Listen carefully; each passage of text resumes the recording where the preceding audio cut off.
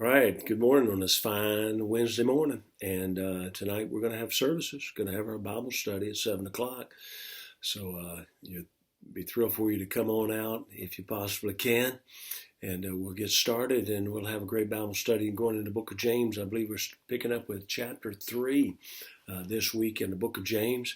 And it's we haven't changed much about our Bible study. You know, we've been doing Psalms in these daily devotions, but we've been doing James where we started and felt like that's exactly where the Lord wanted us. And we've just kind of continued there. And so stay warm tonight. Man, it has been kind of chilly the last couple of days and nights, and but it's kind of refreshing. I hear it's going to get pretty warm next week. It'll be consistently warm, around the 80s, low 80s, that type of thing next week. But right now it's pretty cool. And so hope everybody's staying healthy, staying strong, and we're just going to keep praying that God put a hedge about you and keep you safe. And man, I pray that He does, and keep our folks working, keep everything going. I'm gonna be giving some reports. Probably tomorrow night I'll give a little bit of report, and then more on Sunday about some of the results and things from our young people contacting our missionaries, letting them know that we're increasing their support. And then also, you know, we took on Casey Davis, missionary to India. They're there right now. He and his wife and family. They're in India in language school, and so just a thrilling thing. And so that's really exciting. And God's been so good to us. It's been amazing. And I want to jump in tonight, and I'm taking more than just a verse. I started to do just pull out a verse, but just about couldn't, because this chapter, Psalm 127, it just all goes together. And it says in verse 1, except the Lord build the house, they labor in vain that build it. Except the Lord keep the city, the watchman waketh but in vain. It is vain for you to rise up early and to sit up late to eat the bread of sorrows, for so He giveth His beloved sleep. Lo, children are an heritage of the Lord, and the fruit of the womb is His reward. As arrows in the hand of a mighty man, so are children of the youth. Happy is the man that hath his quiver full of them. They shall not be ashamed, but they shall speak with the enemies in the gate. And they, being the men that have their quiver full of them. And so we're going to talk about this just real quickly. You know, the truth is, we've been around for a long time. Nobody has a perfect family. Nobody has perfect children, because none of those children have perfect parents. And so that we just have a perfect God, and we have a perfect Word of God. And so it's very, very important that we understand that, and that it's very important God's place in the home. And truthfully, God is the home. People used to. Well, anyway, there are many reasons that we might have struggles in the home and with the rearing of the children. There's so many reasons. External influences and sometimes unavoidable influences can have long-range effects. I've always said that, one incident in the life of a child can, in a lot of ways, can change the whole life of that child. And God can still work, God can preserve, but it can make some pretty rough waters for a while by one incident. The devil's doing his best to try to destroy families. And now the problem is that we run into as Christians, especially I'm talking to, everybody does this, Christian or not, but in this passage, God is stressing, nevertheless, no matter how, there's so many influences that can affect our families and our rearing of children, but in this passage, God is stressing the importance of the home being built by God. Now, in order to be built by God, it's got to be built upon the Word of God. And so here's where our real issue is. It's a very easy thing to make decisions that affect the home and the family by experience and by human reasoning. Most of us, when we get started out young in our homes, like Joe Beth and I did, the only thing we knew about child rearing when we got started out was what we had experienced and what little we could remember of the way in which we were reared. And so then we take that into a relationship, and we sort of blend those things. She was reared one way with child rearing, and I was reared a different way with child rearing, and you may even conflict because surely you got to do it my way, and surely everybody would think you do it. She would think I'd do it her way, and so we may even have conflict there. And then the fact is we're just purely doing it because this is all we've ever known, and it doesn't make it right. And I used to joke and say, what they did must have been great because I turned out so wonderful. No, by the grace of God, that I didn't end up in jail or dead. And I'm not. It's not a condemnation for mom and dad. You know what they did? They trained us, and they reared us, and they disciplined us the way that they had experienced. And so God says, you know what? He says to us Christians, he says to you, he says, now stop doing it because it's the way it's always done. Stop doing it because it's all you knew. Stop doing it because your reason says, well, this must work. Because again, because I turned out okay, so rearing my kids that way must work. Now, the truth is that we have to realize the grace of God is involved in all of our lives, and so we have to a lot of times set aside our human reasoning, set aside our experience, and we go and we have to we search the Word of God, we yield to the Spirit of God for His guidance and direction and wisdom, and we go for counsel from the people of God. There's wisdom in a multitude of counselors. And so we need to do those three primary things. We need to search the Word of God for family principles, for child rearing principles. And then we need to ask the Spirit of God to help us understand how to, what those principles really mean and how to implement those principles. And so that's just, it's such a very important thing that we go to the Word of God. We go and yield to the Spirit of God, and also that we get good wisdom from spiritual people. And just a little helpful hint, if they've reared good children, and again, that's always a helpful thing. Now, I'm not saying that some whose children, they struggle. I say there's, again, they may struggle in their youth, and they may come along later. They may do well in their youth, and then they may struggle later. Humanity is in everybody. Sin is in everybody. Satan is after everybody. And so there's no condemnation there. It's just that we need to have wisdom to go to God and go to His Word, and that, except the Lord build a house. Now, I'm going to do this real quickly, but there's two unless principles, and I don't know exactly, 4 or 5 if principles that we find in this passage, and you'll understand it when I say this. Number 1, we labor in vain unless the Lord builds the house. So if we're rearing children, we have a family, we have our quiver full, but if the Lord's not building the house, we're laboring in vain. Because the honest truth is, our children are not going to be reared. Our home is not going to be a home that's there to be used of God. And our children, they may get up and they may be great business people. They may make a lot of money, and they may be brain surgeons and doctors and lawyers, and they may be all those things. They may be worldly successful, but what have we really accomplished if in that work that they're doing that they're not reaching people for Christ, if they're not changing things for good and for God? And so we labor in vain unless the Lord build a house. We labor in vain to protect our home and our family unless the Lord protects us. The fact is we can have all kinds of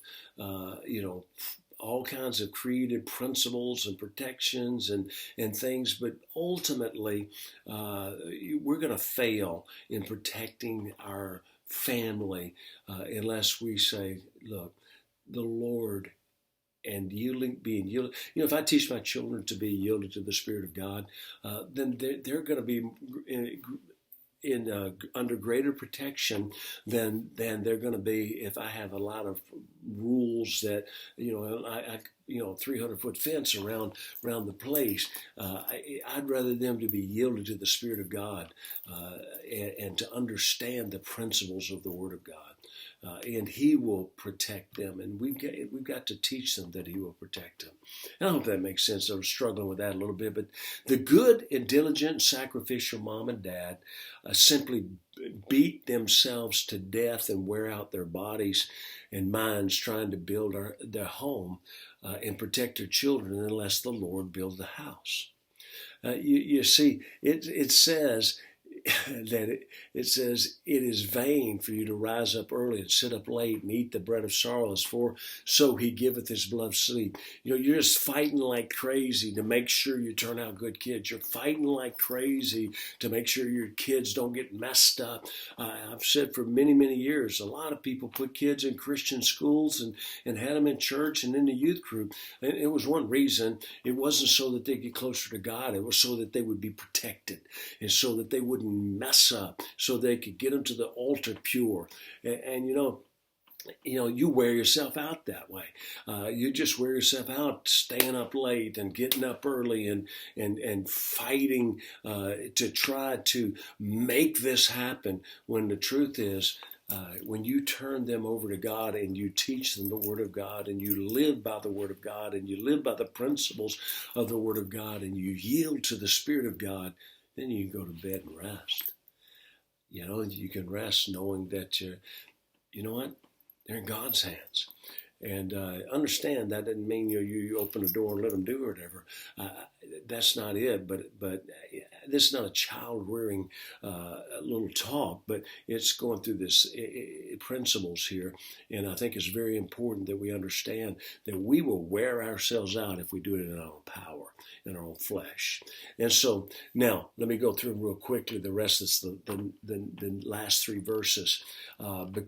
These last three verses become if verses, promises of God that hinge on an if. And here it is. It says, lo, children are a heritage of the Lord. Well, that's if the Lord build the house. The children are not a heritage of the Lord if the Lord didn't build the house. They don't live for the Lord if the Lord didn't build the house. The fruit of the womb is His reward if the Lord build the house. God's going to get great reward out of our children if the Lord build a house. Happy is the man that hath his quiver full of them. Well, let me just tell you, that's if the Lord build a house. I've known people that have a lot of kids and have a lot of heartache from their kids. And they get to the backside of it, and usually those kids don't want to have any kids. You can almost kind of tell how you're doing if you have, maybe several children and your children want to have children, then you can think, well, we're at least headed in the right direction this way. But the happy is the man that hath his quiver full of him if the Lord builds the house. It's kind of akin to there's no greater joy than to know that your children walk in truth. And then they shall not be ashamed or disappointed if the Lord builds the house. They shall speak with the enemies in the gate if the Lord build a house. Now, when the Lord builds a house, what that means, that enemies in the gate, just to, that maybe a little clarification there. If God builds the house, and whenever He talks about the house, He's talking about the marriage, the children. He's not talking about the structure. He's talking about building the people in the house. When He builds the children, when the quiver is full of arrows, then he has great potential. The man has great potential for battle. So the strong family built by God gives those that stand against the enemy a great and strong army to stand with them. If the Lord builds the house, then when the leader or the man, as it says in that house, when he has to fight a battle, what he finds, if he has his quiver full of them, and he's a happy man because he has his quiver full of them, so he's happy, but he's also bold, confident. You know why? When he stands, he doesn't stand alone. When he has to fight that enemy, he knows he's got this army behind him. He's got this amazing army behind him. And y'all probably think that little bell that just went off must have been something to remind me to stop. But no, you know, it's such a wonderful thing to know that it's not because of your great wisdom, because of your great leadership, because of your great being a great father, a great husband, that all this has happened. Now the truth is, what you have to realize, my goodness, God through His grace, He built it. God through His grace, He did it. And here's what I know. He did it. And if I have to fight the battle against Satan, if I have to fight the battle against evil, just to say it, I believe right now, if I had to stand and fight a battle right here in Memphis, Tennessee, if it was a real battle I was going to have to fight here, I don't think you could take a team of wild horses could keep my children from coming to fight for me. That's what I believe.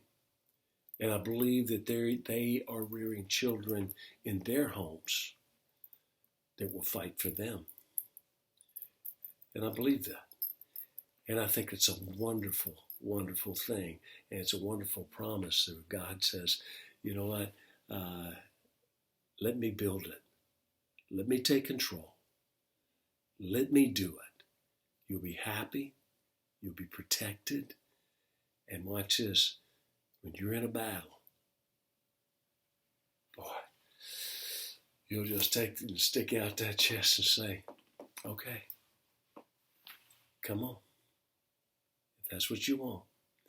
It's not really a battle, but I enjoyed one night. There was a bunch of old boys at a church we were all at, and it happened to be every one of my sons-in-laws were there, and there was a bunch of college and high school boys that wanted to challenge us to a basketball game, and there was a bunch of them, and we went out there, and I said, fine.